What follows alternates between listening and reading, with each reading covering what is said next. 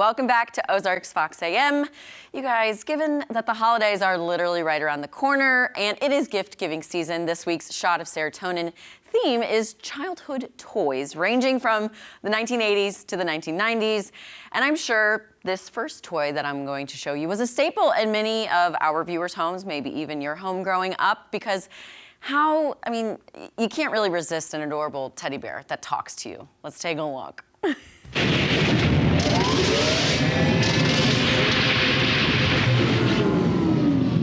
I failed again.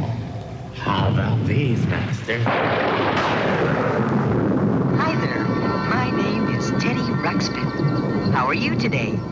Fine. Well then, I would like to Teddy tell you Ruxpin. story. The world's first animated storytelling bear. It's alive! Now available at stores everywhere. It's alive! I love how sinister that. I remember that commercial. Like, it's alive, and it's I like, remember I'm that. Teddy Ruxpin. So this toy was a little bit before my time, but more so in my sister's childhood era, if you will. And I asked them yesterday, I was like, did we ever own a Teddy Ruxpin? And they said no, because it creeped them out. Now I was watching, looked at it kind of lovingly. I did, because here's my story. We couldn't have one because we couldn't afford it. But your friends had it, right? I know, but I wanted my own Teddy Ruxpin. I know. It was expensive. Was it? I believe so in those days. Well, yeah, for the 1980s. And again, I don't even remember how old I was, but you know, a talking bear and then all your friends had one, of course you want one. I feel like this was the prelude to like the Furby? Because Furby is what? Precursor to Furby, like a talking animal that if it went off in the middle of the night in your closet, very different than playing with it during the day. And it's like, I'm Teddy Ruxpin. What's that movie you just saw that you liked where the animatronics come to life? Oh. Five Nights at Freddy's? Yes, Five Nights at Freddy's. They can make a good horror movie at Teddy Ruxpin. I know. I'd watch that. 'Tis the gifting season. Happy holidays, everyone. I'm Teddy Ruxpin. Yes. Okay, so this next toy is one that Jeremy, you actually suggested to include. And afterward, again, share your memories of this toy from your childhood, because again, it doesn't resonate with me as much as it does you. Okay, let's take a look. My buddy, my buddy, my buddy, my buddy. Wherever I go, he goes. My buddy, my buddy, my buddy, my buddy. My buddy and me. Kid sister, kid sister, kid sister, kid sister. Wherever I go, you're gonna go. Kid sister, kid sister, kid sister, kid sister, kid sister and me. My Buddy and Kid Sister. Each sold separately from Play School. Cute, catchy song once again. I sang along every word. Yeah, you Every word I sang. definitely did. Okay, so. Yeah. You also didn't have a My Buddy, but your friends did. I'm sorry, I feel like I'm bringing up childhood trauma instead of like happiness. I need therapy now, Maddie. Clearly.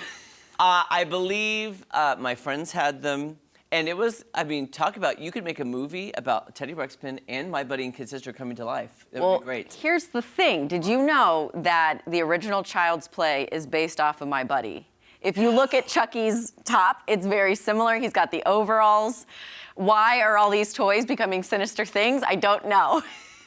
But I tell you, that commercial was everywhere. Yeah. You would sing it. When you sang it, people knew it. They would sing along. Well, and when I was like researching these toys and whatnot, that came out in 1985, and I was like, oh, it kind of has a Cabbage Patch feel, in my opinion. But those came out in 1983, so I don't know if it was like an offshoot of a Cabbage Patch. Here's what I think. I think Cabbage Patch was 83, you said, right? Yes, 1983. I think once, because I don't remember in my life, like I was very, very young at the time, so I don't really remember, because you're a kid, you don't worry about money or spending or holiday shopping. Yeah. But the hysteria over Cabbage Patch Kids, I think because that happened, toy makers were like, what can we create next to create the hysteria? Yes. They were trying to come up with that Christmas gift that everybody had to have. Yes. Well, speaking of hysteria, I'm happy that you said that this final Serotonin clip might just be McDonald's best marketing move in its 80-plus year history.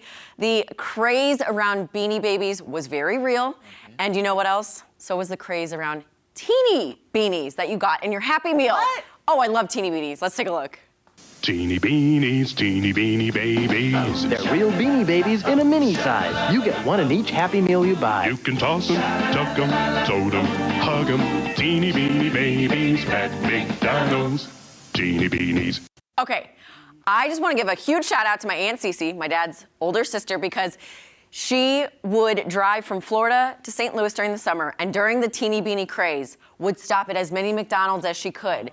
And she would just buy a meal for someone and be like, I just want the toy in it, because we were so obsessed with collecting Beanie Babies and then getting their teeny beanie to go with them.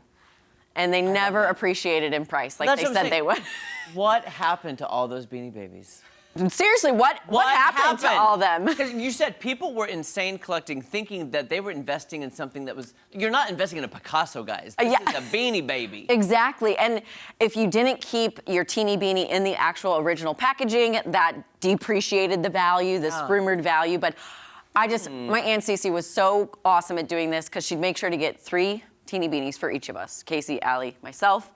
And then whenever we'd go from St. Louis to Kansas City, we were stopping at all the McDonald's just to get teeny beanies. Well, now I also want McDonald's now, so thank you. You're welcome. So that's basically it. I also want to give a shout out. I didn't know if I was gonna have time.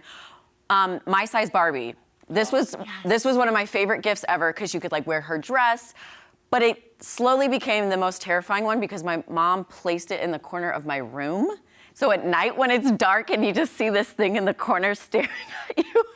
But I loved My Size Barbie during the day, again at night. Very terrified. So, okay, you know, I've just figured out, Maddie, what we've come up with. It's like basically Toy Story, but the horror movie version.